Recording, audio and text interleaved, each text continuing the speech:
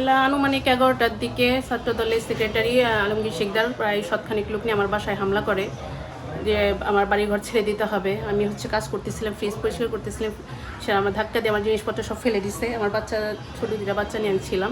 হঠাৎ করে এই ধরনের লোক নিয়ে আক্রমণ করে। তাদের আমার ওয়ার্ড্রপের থেকে জিনিসপত্র ফেলাই দিয়ে টাকা পয়সা স্বর্ণগয়না কিছু ছিল সেগুলো নিয়ে গেছে। আর হুমকি ধামকি দিয়ে গেছে যে বাড়ি ছেড়ে দিতে হবে, জানে বাঁচবে না, সবাইকে ছেড়ে দিতে হবে। প্রত্যেকটা বাড়িতে ঢুকে ঢুকে নাকি এ ধরনের পরে শুনলাম যে এ কাজ করছে। হ্যাঁ, পাশের বাসাও, তারপরে বাসাও কয়েক বাসায় ঢুকে ঢুকে যে জায়গা জমি ছেড়ে দিতে হবে, জায়গা জমি তার। আমার বিল্ডিং ভাঙবে, আমার জিনিসপত্র আসবাবপত্র ভাঙছে, আমার ডাইনিং টেবিলে সমস্ত জিনিসপত্র ফেলে দিছে। আসলে গোল্ড 1-1.5 ভরির মতো হবে। আমার নগদ টাকা হচ্ছে আপনাদের, আমার হাজব্যান্ড তো হাটের মালিক, উনি হাট থেকে বৃহস্পতিবার হচ্ছে সন্ধ্যার সময় টাকাটা আসে, তাও আমরা জমা দিতে পারি না ব্যাংকে। ওই টাকাটা ছিল, কিন্তু কত হবে আমি সঠিক বলতে পারবো না।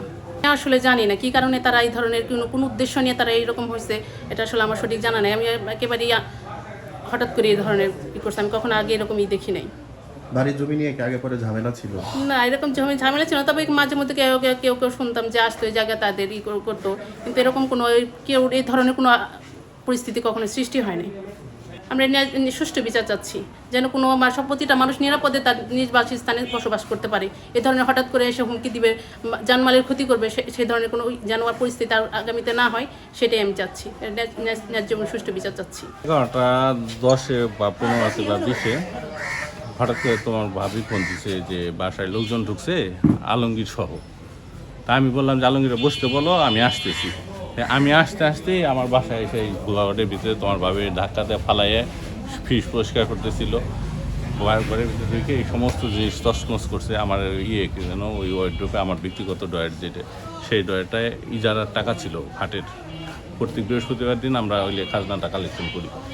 যে কালেকশনটা হয়ে যায় সেটা আমরা ব্যাংকে দিই, বাকি কালেকশনটা আমরা পরে রবিবার দিন দিই।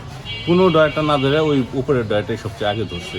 সে আমার ব্যক্তিগত টাকা ছিল, হাটের টাকা ছিল, আমার ওয়াইফের একটা অলংকারের ছোটো একটা ছিল, সেই ডিব্বাটা সহ নিয়ে গেছে। বলে গেছে যে আবার যখন আসুক তখন একজন, আমার ছোট্ট মেয়েটা পিচ্ছি 5 বছরের ক্লাস 1-এ পড়ে, সেই মেয়েটার উঠটা করে ধৈর্য ধাক্কা দিয়ে ফেলাইছে যে আরেকবার আইলে এইগুলি জানে মাইরা ফেলামো, পাড়ায় মাইরা ফেলাই দেবো। আমার ওয়াইফ সবাই চিনে, ওরাও চিনে, ওদের সাথে আমরা একসাথে আন্দোলন সংগ্রাম করছি। ও থানা ছাত্রদলের সেক্রেটারি, ও কেন আমার ওয়াইফের গায়ে হাত দিব? ও কি যেন তাকে ধাক্কা দিয়ে ফালায় পাড়ায় চিটকে রুমের ভিতরে ঢুকছে। এতগুলি মানুষ এইভাবে ভীতি সৃষ্টি করছে, এই বাড়িটাই গেছে, এই বাড়িটাই গেছে। ছাত্রদল। আমি তার চাচা দোয়ার থানা বিএনপির সভাপতি, সে আমারও মুরব্বী। আমি তারে বলছি যে ভাই এই পরিস্থিতি, যে আলমগীর কীভাবে এই ঘটনাটা ঘটায়। সে মেসের ভাই আমার পরিষ্কার জানাইছে, তুমি আমার জানাইছো, ধন্যবাদ। আমি আমার ভাইসে কোনো দায়িত্ব আমি নিতে পারি না, ও কারো কথা শুনে না। ইতিপূর্বে সে বিভিন্ন ঘটনা ঘটাইছে, পলিটিক্যাল কারণে আমাদেরকে এইগুলি শুনতে হয়েছে, ফেস করতে হয়েছে। আমরা তারে কোনোভাবে থামাইতে পারিনি, কোনোভাবেই করতে পারিনি। সে আজকে আমার বাড়িতে এসে এই ঘটনা ঘটাইছে। সে যে এই বাড়িতে জায়গা পায়, যদি জায়গা পায় ও আমারে বলবো, বা আমাদের সিনিয়র নেতৃবৃন্দ যারা আছে তাদেরকে বলবে, তাদের মাধ্যমে একটা বৈষয়িক সমাধান দেব। বা ও ন্যূনতম ওর সাথে আমার কোনো দূরত্ব নাই, কোনো নাই।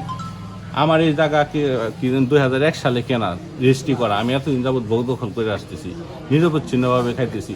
আমি শুনছি বিভিন্ন সময় আমার কানে আসছে যে আলমগীর এই বাড়িতে ওই বাড়িতে হুমকি দেয়। আমি এগুলি শুনতেও যাই না, ইগো করতে যাইনি। আজকে আমার বাড়িতে আইসে এই ঘটনাটা আমরা কিনছি জহির চেয়ারম্যানের কাছে। জহির চেয়ারম্যান আলমগীর কীভাবে দাবি করে সেটা আমার কোনোদিন বলে নাই।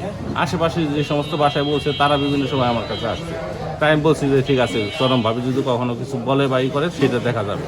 কিন্তু আমার কোনোদিন বলেও নাই, ওখানে আজকে আমার বাড়িতে ঢুকে এই ঘটনা। চাচা থানা বিএনপি সভাপতি, সে মুরব্বী হিসেবে আমি তার কাছে বিচার দিচ্ছি। সে বলছে আমি এটা করতে পারবো না, তুমি থানা শরণাপন্ন হও। আমি ওসি তদন্তকে ফোন দিয়েছিলাম, ওনারা আসছিলেন, বড় একটা টিম দেখে গেছেন, সাংবাদিকরা আসতেছে, বিভিন্ন সময় দেখতেছে।